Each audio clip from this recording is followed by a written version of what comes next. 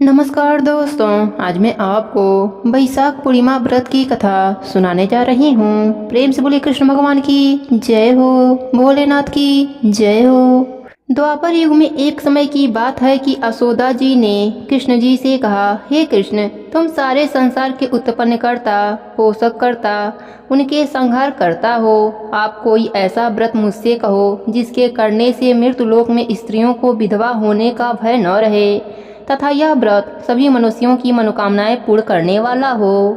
भगवान श्री कृष्ण कहने लगे, हे माता, तुमने अति सुंदर प्रश्न किया है। मैं तुमसे ऐसे ही व्रत को सविस्तार कहता हूँ।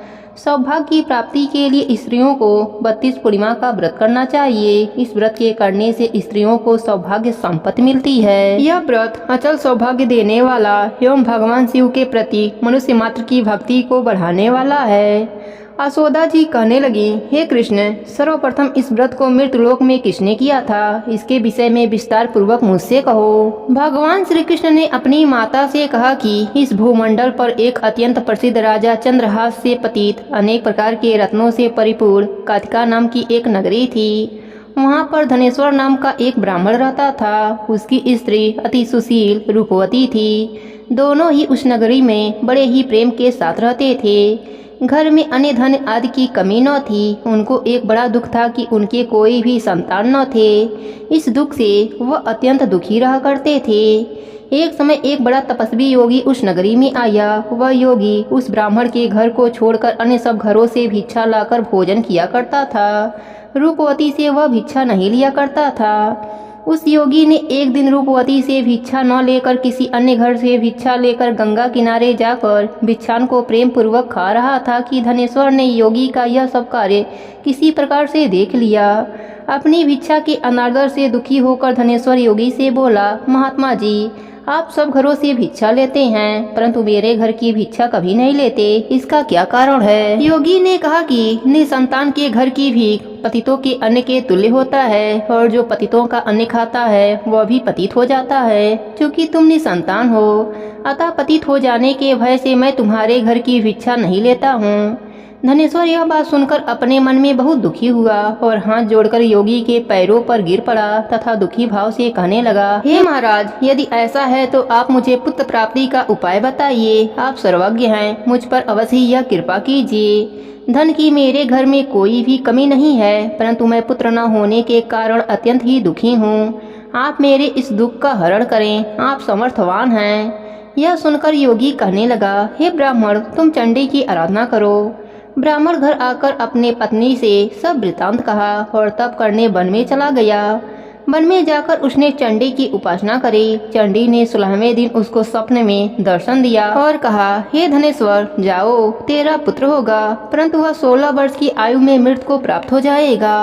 ब्राह्मण ने हाथ जोड़कर कहा, माँ, कोई ऐसा उपाय बताइए जिससे मेरा पुत्र अल्पायु न रहे। तब माता ने कहा, अगर तुम दोनों स्त्री पुरुष 32 पूर्णमासियों का व्रत विधि पूर्वक करोगे तो वह दीर्घायु होगा। प्रातः काल होने पर इस स्थान के समीप ही एक आम का वृक्ष दिखाई देगा। उस पर तुम चढ़कर एक फल तोड़कर शीघ्र अपने घर चले जाना। ऋतु स्नान के पश्चात स्वच्छ होकर श्री भगवान शंकर जी का ध्यान करके उस फल को तेरी स्त्री खा लेगी। तब भगवान शिव जी की कृपा से तुम्हारी पत्नी को गर्भ रह जाएगा। इतना बताकर माता अंतर ध्यान हो गयी। जब वह ब्राह्मण प्रातः काल उठा तो उसने उस स्थान के पास ही एक आम का वृक्ष देखा जिस पर एक अत्यंत सुंदर आम का फल लगा हुआ था। उस ब्राह्मण ने उस आम के वृक्ष पर चढ़कर उस फल को तोड़ने का प्रयत्न किया परंतु वृक्ष पर कई बार प्रयत्न करने पर भी वह न चढ़ पाया। तब उस ब्राह्मण को बहुत ही चिंता हुई और विघ्न विनायक श्री गणेश जी की वंदना करने लगा। हे दयानिधे, अपने भक्तों के विघ्नों का नाश करके उनके मंगल कार्य को करने वाले, दुष्टों का नाश करने वाले, रिद्धि सिद्धि को देने वाले, आप मुझ पर कृपा करें।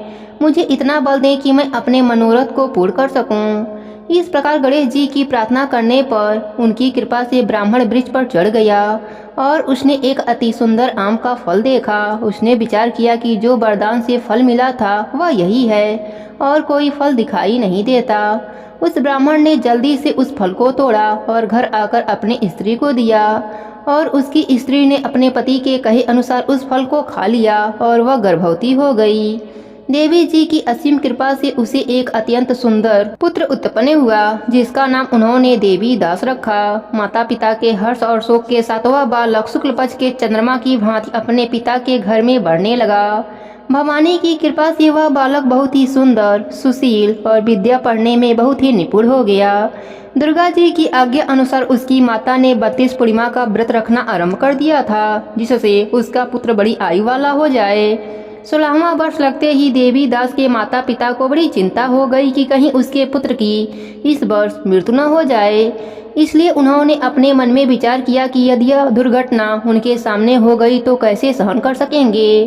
तब उन्होंने देवी दास के मामा को बुलाकर कहा कि देवी दास 1 वर्ष तक काशी में जाकर विद्या अध्ययन करेगा और उसको अकेला कभी मत छोड़ना, और 1 वर्ष के बाद उसको घर लाना। ब्राह्मण और उसकी पत्नी ने अपने पुत्र की मंगल कामना के लिए दुर्गा माता की आराधना और पूर्णिमा का व्रत करना आरंभ कर दिया था।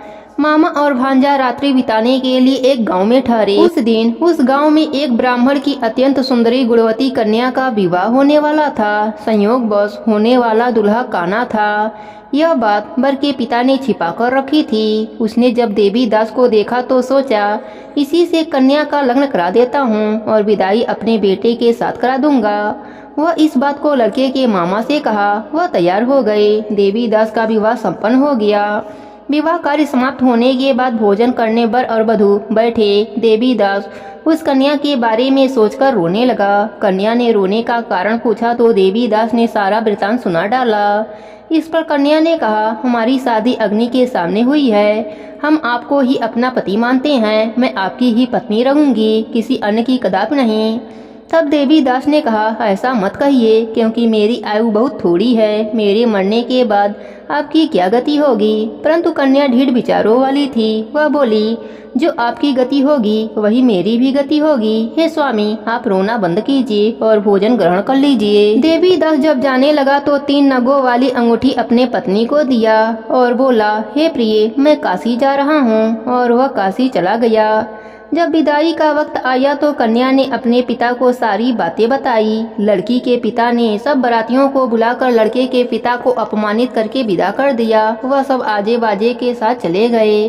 भगवान श्री कृष्ण बोले, हे माता, इस प्रकार देवी दास काशी में पहुंच गया। एक रात्रि एक सर्प उसको डसने आया, परंतु व्रतराज के प्रभाव से उसको काट नहीं पाया, क्योंकि उसकी माता ने कई बार 32 पूर्णिमा का व्रत कर लिया था। जब 1 वर्ष काशी में बीत गया तब देवी दास अपने मामा के साथ घर आने के लिए चल दिया। रास्ते में उसी गांव में रुका जहां उसकी शादी हुई थी। लड़की के पिता ने उसको पहचान लिया और बड़े सम्मान के साथ अपने घर ले गए।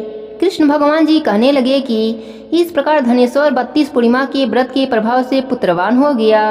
जो भी स्त्रियां इस व्रत को करती हैं वे जन्म जन्मांतर में वैधर्भ का दुख नहीं भोगती और सदैव सौभाग्यशाली बनी रहती हैं। यह मेरा वचन है, इसमें कोई संदेह नहीं। यह व्रत पुत्र पौत्र को देने वाला तथा संपूर्ण मनोकामनाओं को पूर्ण करने वाला है। 32 पूर्णिमाओं के व्रत करने से व्रती की सब प्रकार की इच्छा भगवान शिव जी की कृपा से पूर्ण हो जाती है। हे भोलेनाथ, जैसे आपने धनेश्वर को पुत्र शोक होने नहीं दिया, वैसे ही अपने सभी भक्तों पर अपनी कृपा बनाए रखना। प्रेम से बोलिए भोलेनाथ की जय हो, कृष्ण भगवान की जय हो, वैशाख मास की जय हो।